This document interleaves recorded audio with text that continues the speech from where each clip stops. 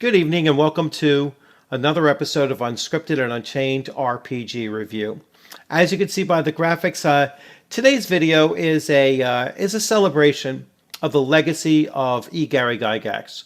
So today has become known as Gary Gygax Day.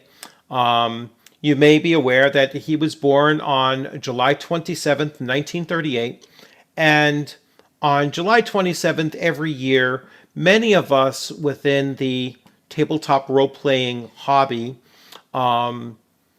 we produce these videos. We talk about Gary and some of the games that he had created, really the hobby that he had created, and move forward to a new level that it had not been before.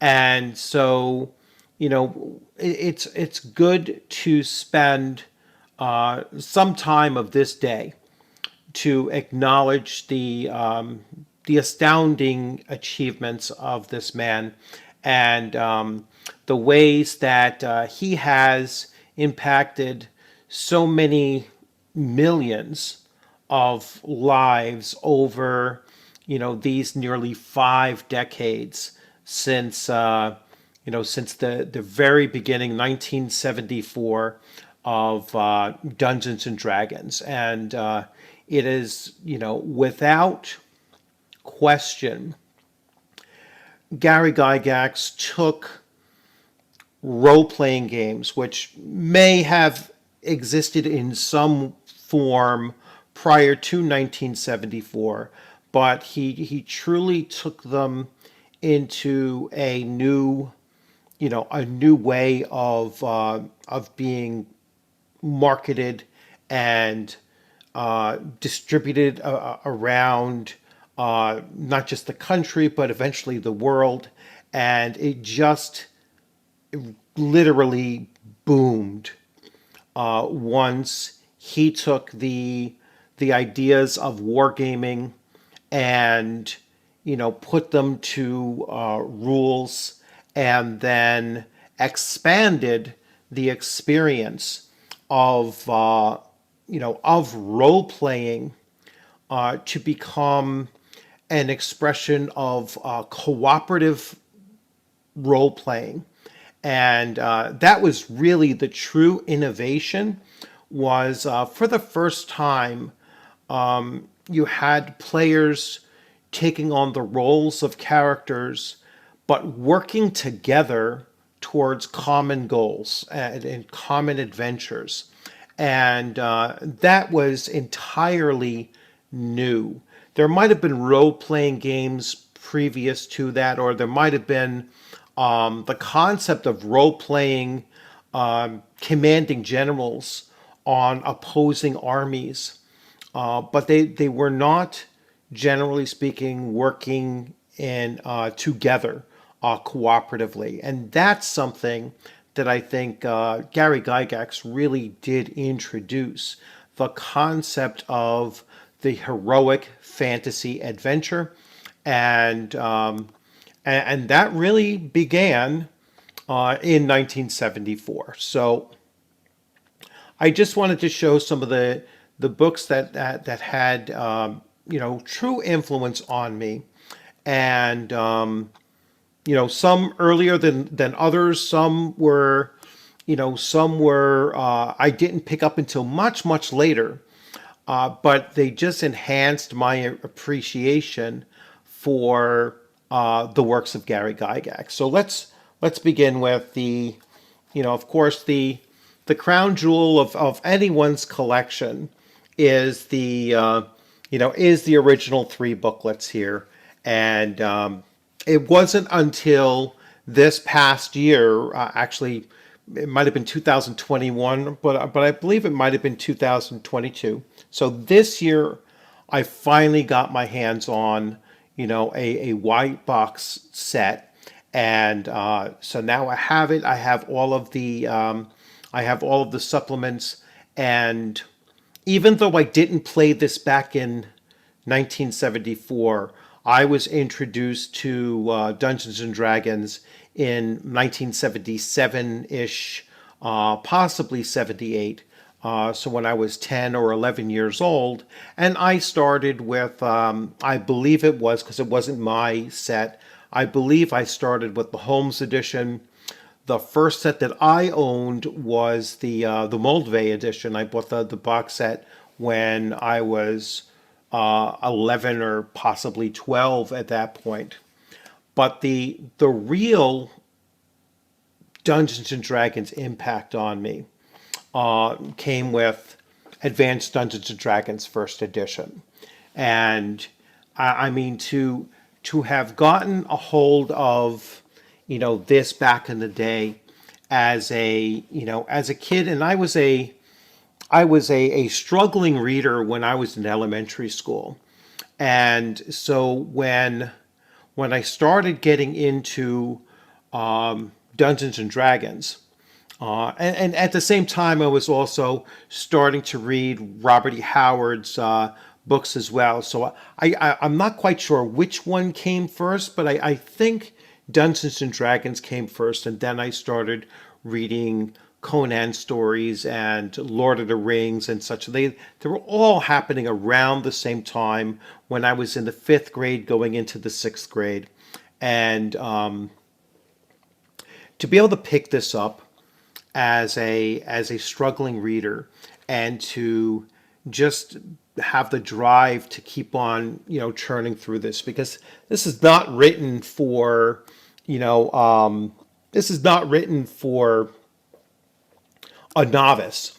This is written for an advanced player, and yet I was still able to, over the course of maybe 2 years or so, able to immerse myself into it and to, pull as much out of this, as just about anyone. And my reading level had gone up so dramatically because of my love for role-playing games and my love for science fiction and fantasy, novels at the time, that I mean, it's just such a great thing to still have this in my possession, along with obviously the core three, so the player's handbook and the monster manual.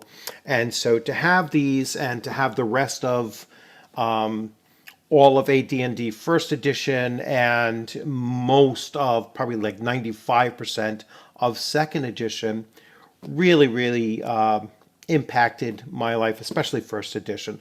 I did not play second edition until much later on, probably within the last 5 years. So all of my time from the late 1970s all the way up until the late 1980s was playing Advanced Dungeons and Dragons first edition. And this past year, because I just wrapped up our 52nd session of my AD&D First Edition campaign on Tuesday, yesterday. So a 1 year long campaign, every single week, not missed once.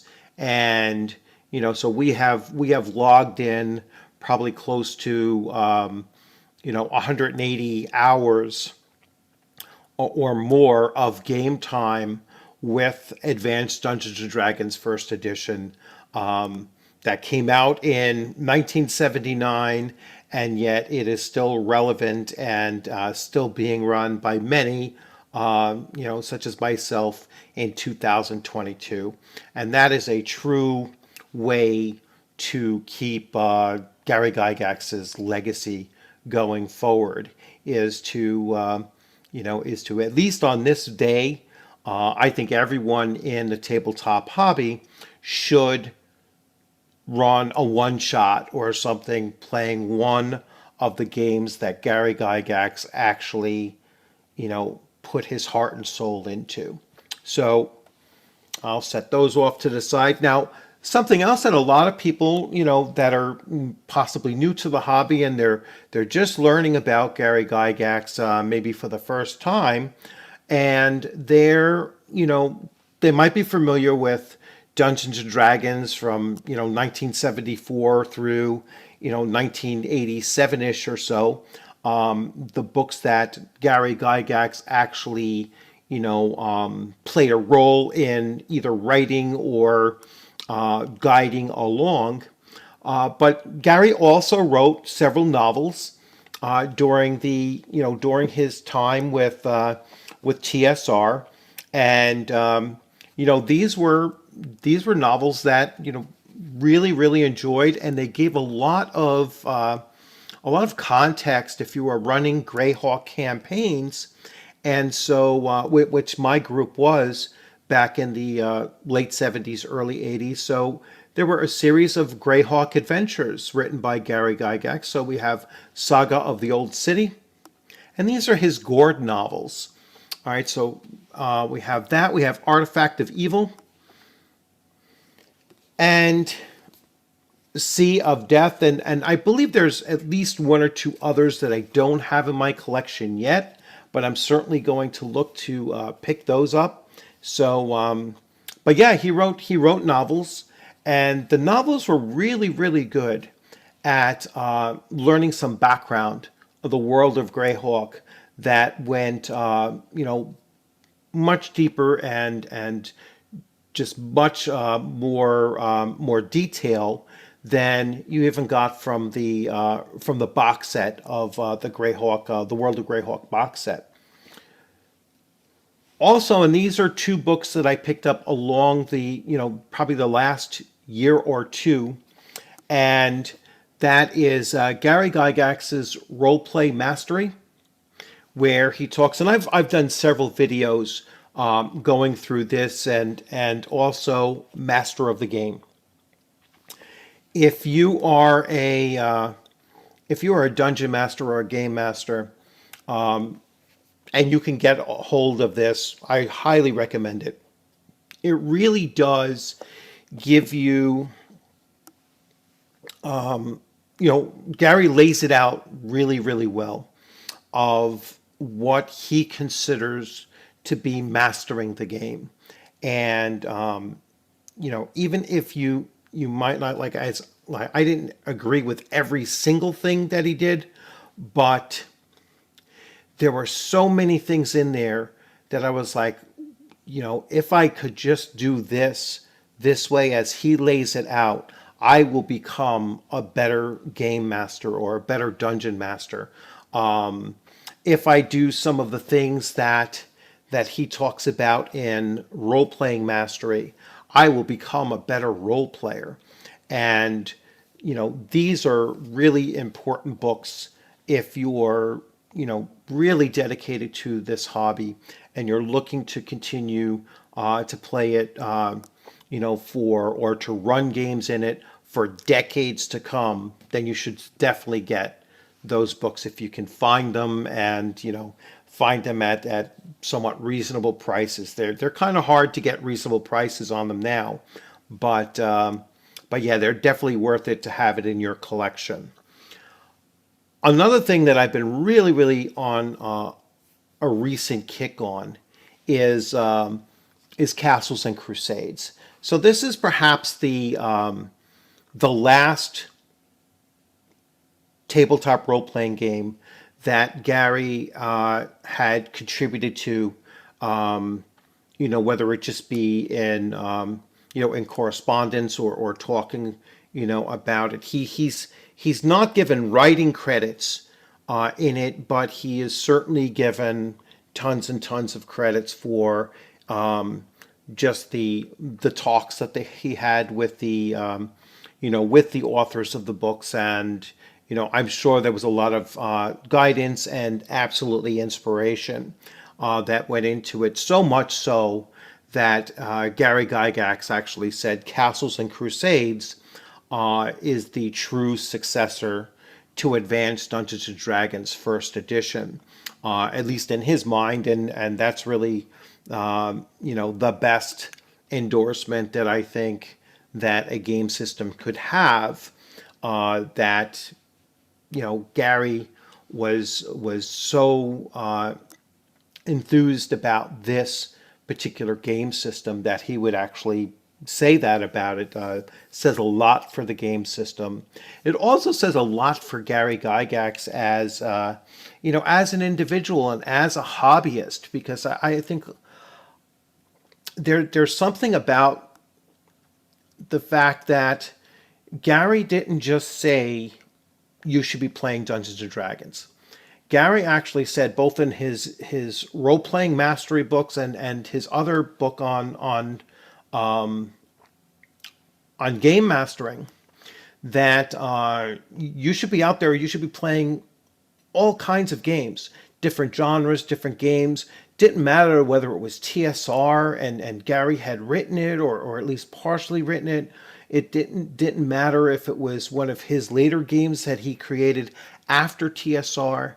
He was just a gamer, and he was, telling people to get out there and to play a variety of different games, play in a variety of different groups, in a variety of different venues and means,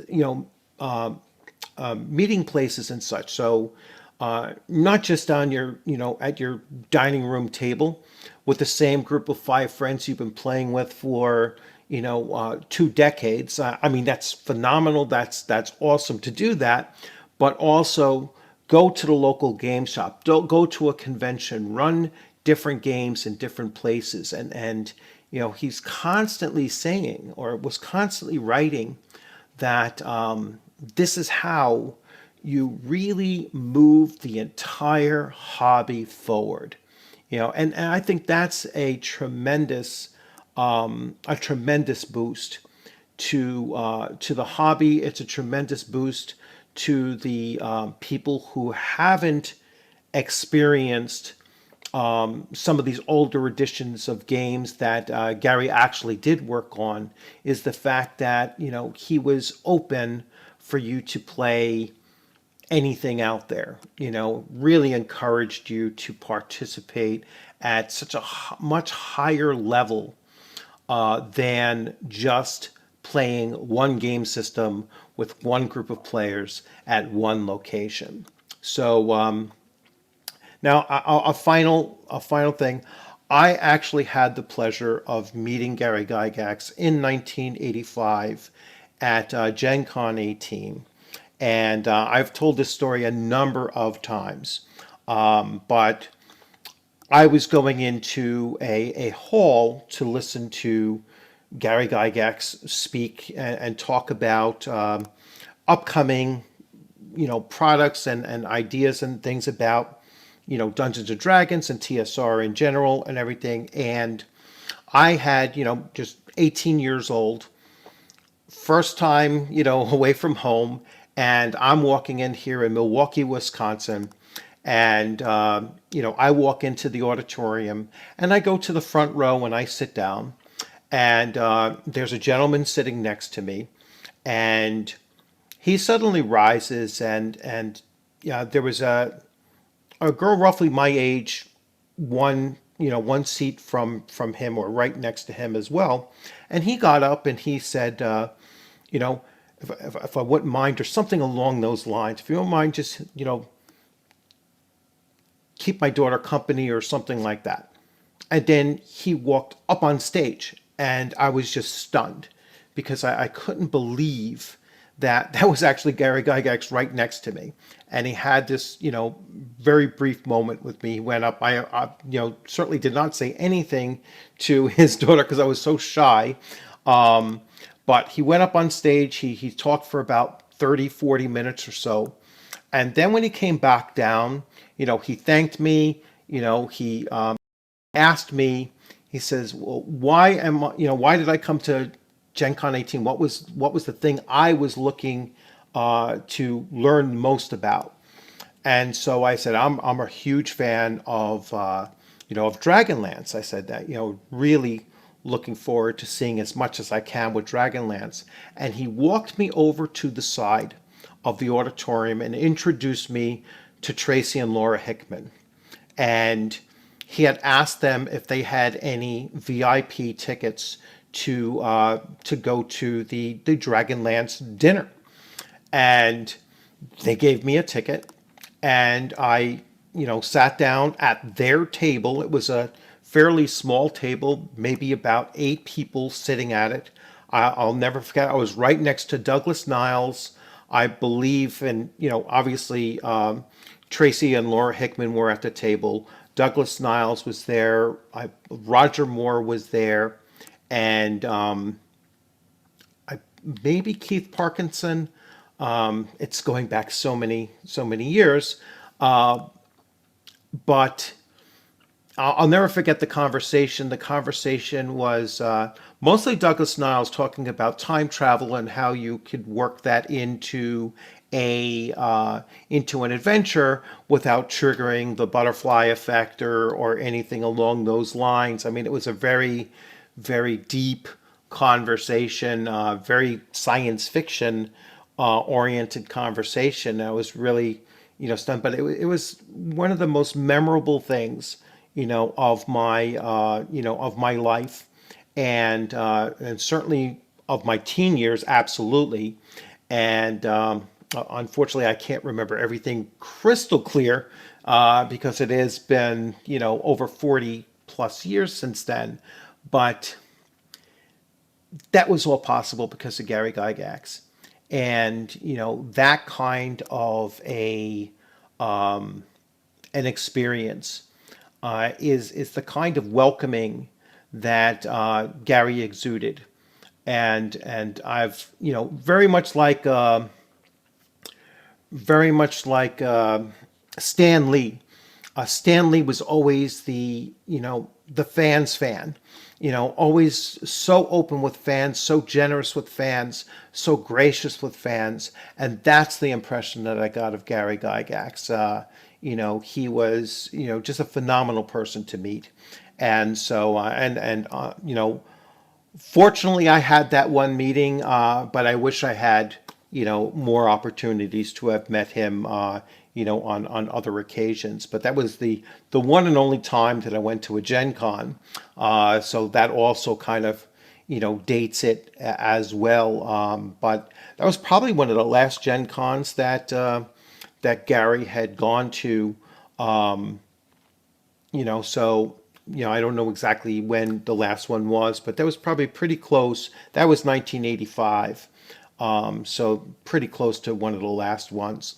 So anyway, it's a great day to remember the inspiration and the impact that this man had on a hobby, and like I said, no less than millions of individuals like myself have benefited from the games and the storytelling that Gary Gygax has inspired.